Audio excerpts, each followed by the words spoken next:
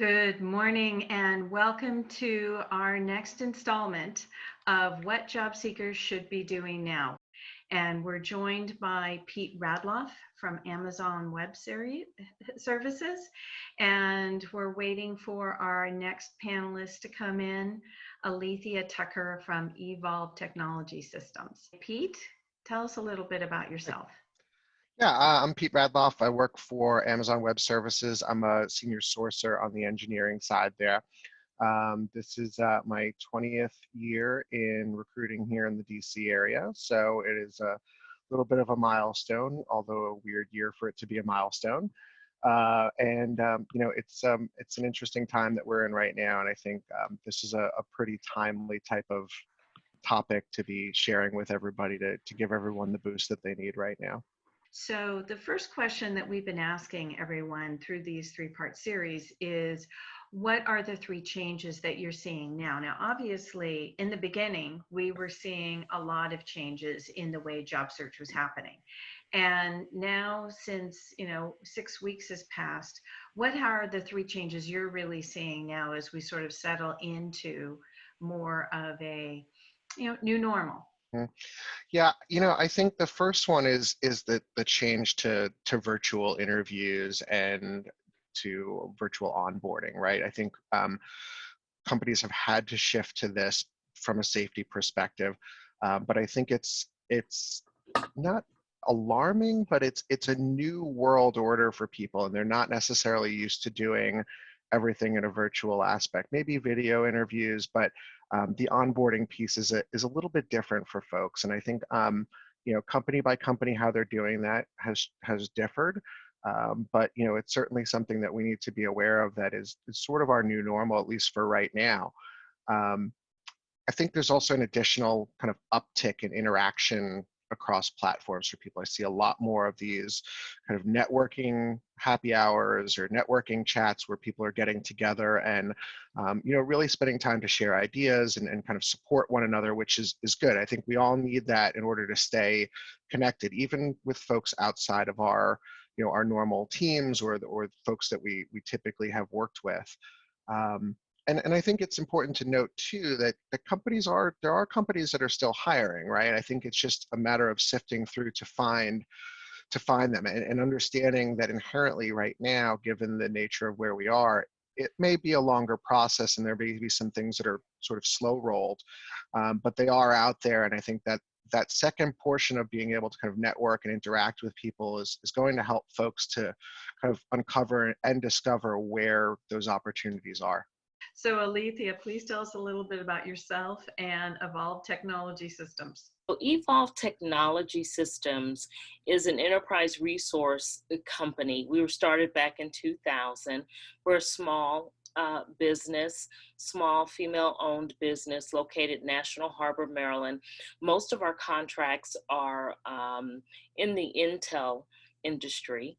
So we started out doing software development, and again, that was back in 2000. So we've, no pun intended, evolved quite a bit to do things, in addition to that, training and marketing and communications and just a whole array of things now. So what are some of the things, you've been in HR and recruiting for some time, and we've gone through roughly about 6 weeks here of the new normal. Mm-hmm. What are one or two things that you've noticed that you've had to do differently? Well, as I said, most of our contracts are in the cleared arena. So it got to be quite a challenge when the pandemic hit and we had to figure out, how our employees could continue to work outside of a skiff and, continue to do the work that is vital to the mission. So that was a challenge within itself. And we have great clients who are able to work with us. And so that was the biggest piece of the challenge right now. The other piece is we are still actively hiring. So we're used to doing in-person interviews. So of course, switching over, like you said, to this technology has been a little bit of a challenge, particularly with our managers having to do the interviews from home, not necessarily on site. They can't really do them on client site. So that has been a bit of a challenge. Um, and those are the major things. And just hearing from our employees, the mental piece of it, for many of them, it's their first time working from home. Um, and, we miss that interaction. We miss being able to just, look in the next office and ask a question. So a lot of it is a trying time for people right now. So we've been sending out things to kind of help them, resources that they can use to help them cope during this time. That's all wonderful. So let's get down to a little nitty gritty because, of course, we didn't have any like preamble that all of a sudden things were going to shut down. And as we know, job search and hiring and recruiting is a very long process and has many different stages. So we have some questions from the community as to if someone is currently in the interview and offer stage, what are two things that they should be doing? Pete?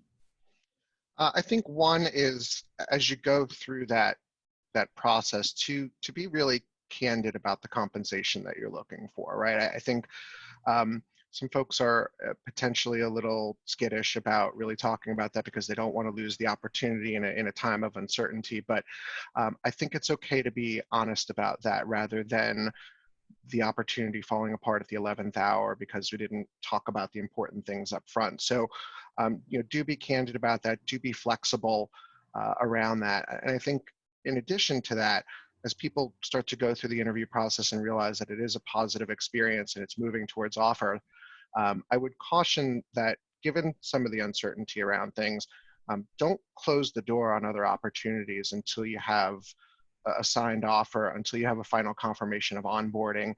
Keep those other opportunities open, but make sure everything is solidified before you go ahead and shut the door to move to a final approach with something. Alethea, how about you? Being a smaller company, I know that you've had offers out and you're working through the process. What are some of the things you believe the job seekers should be doing now if they're in that sort of offer interview stage and they still want the position, but obviously things are a lot more protracted as far as the conversation is concerned? Sure. A lot of what Pete said, being honest, being upfront, realizing that, things to take into consideration, of course, is you may want to look at how the company operates during situations such as this so that you'll know, if you go with the company, what are some of the things that you may face if you see this again? How do they react? So those are some of the things that you may want to consider when you are considering whether this position is something that's ideal for you or not. And then, of course, this is also the time, hopefully you have done this at this point if you're at the offer stage, but spend a little extra time finding out about the company. Just use this time to make sure that all of the places you're looking are really a good match. I think this is allowing people to have um, a little more bandwidth for actually just sitting out there and really comparing things. That's great. So obviously, dovetailing off of what you just said, Alethea, is the fact that people do have more time. They do have a little bit more bandwidth to be working on researching or comparing. So what are some of the things that you would recommend, Alethea, that job seekers be doing right now to supplement or to support their career development? I mean, obviously we have some of the key tools, but there are a few other things that job seekers should be thinking about now. What would be one or two of them you would recommend? Sure. So all the tools that you use in the job seeking process, making sure that your resume looks good, taking the time to, adapt it, realizing that it's not a cookie cutter type situation, making sure that whatever you're applying to, whichever position you're applying to, making sure that your resume has, for example, those buzzwords in there. Recruiters get a lot of resumes in. So you want to make sure that you've looked at the vacancy announcement closely, pulled out some of the buzzwords that they want to see, and make sure that that's in your resume. So that's one thing that you can be doing. Something else, there are just a plethora of um, websites out there, of resources out there that you can go online and perfect a skill. This is a great time to go out and take a class, if you want to learn more about cloud computing, or maybe a soft skill that you want to develop. There are classes out there that are very reasonable, that you can go and look into, maybe take a class at this point as well. Other than that, again, you have the time to actually put in to go ahead and research exactly what it is you want to do. Pete, what about you? I know that you coach many engineers and technology folks who, they're not quite sure if they want to be in a job search or not. What are some of the things that you're recommending them do right now? Yeah, to Alethia's point, I think this is the perfect time to get a second set of eyes on the resume, right? You may not have brushed it up in a while, and all of a sudden you're here in this situation where it matters, right? And there are a number of there's a number of Facebook groups right now where there are literally hundreds of recruiters in the group offering free resume reviews. I think getting that second set of eyes on there, and to be cautious to quantify the experience that you've had, right? Data matters. Like, yes, you did X, Y, and Z, but what was the impact? What was the scope? Make sure that really gets called out within there.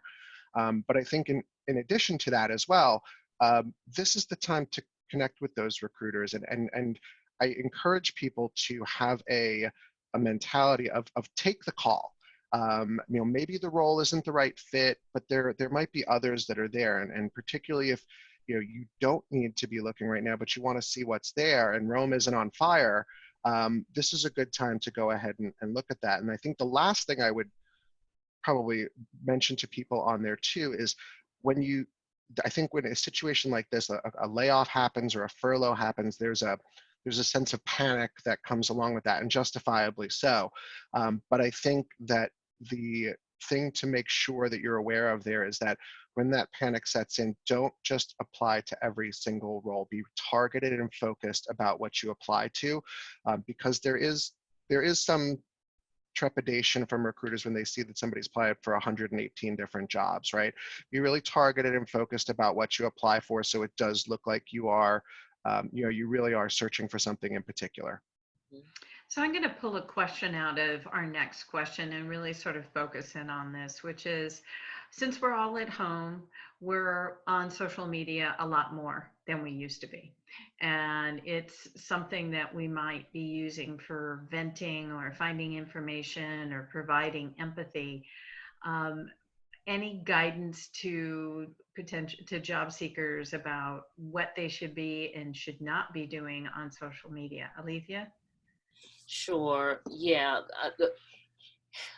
As a job seeker, you have to remember that, anything that you put on social media, whether it's, left there, deleted, it never really disappears. So just be very conscious in what you put out there.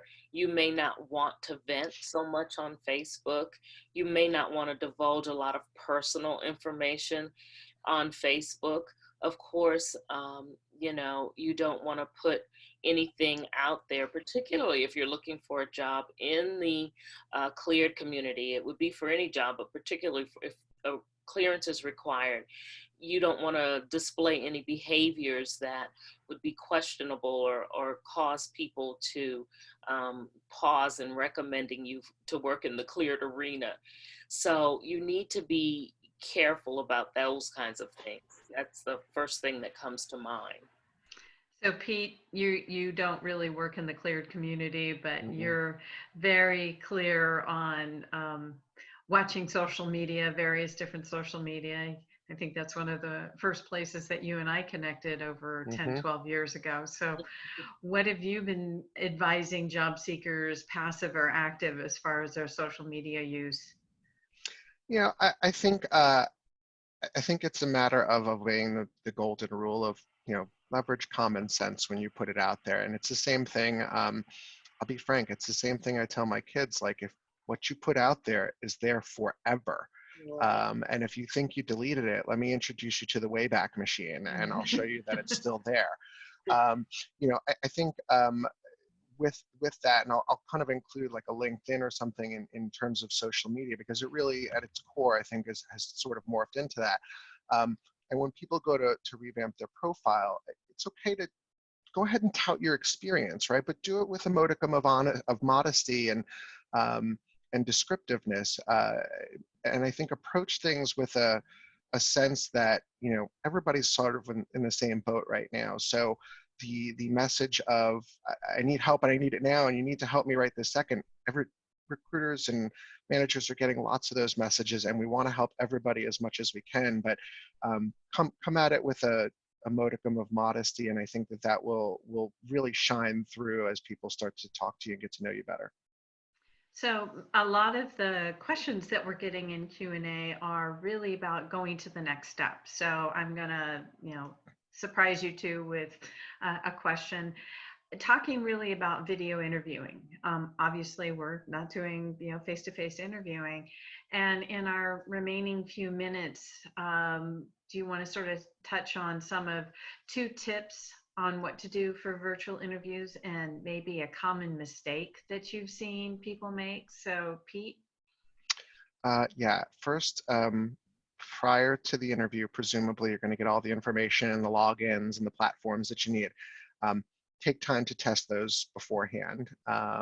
There's free tools on the web that you can run. One is called Speed Test, and it will actually take a look within seconds. It will take a look at your network and ensure that you have the proper bandwidth to be able to support video chat, things like that. So I would check that. The other thing too is to really kind of set aside a place and a space. And I know somebody with 2 kids myself, it's hard to eliminate all distractions sometimes, but to really make sure you have a place to focus and to really be able to concentrate solely on what's in front of you at that point, because I think the distractions are bound right now, and we need to be able to kind of mitigate those as much as possible.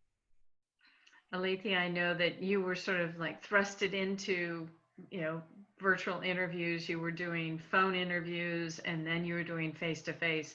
What are some of the tips you would like to pass on, and what's a mistake you see people make? Sure. Funny thing is, a mistake pops out at me right away. We had an interview, and it's very important to make sure that you're not only sitting someplace that's quiet, of course, as best you can, but also your environment around you. We were trying to interview someone, and they had a really interesting painting on the wall behind them, and it really kind of distracted us. It honestly really wasn't appropriate for an interview. So I would just encourage everyone to just, be conscious of where you're sitting too. Remember, you're making a first impression.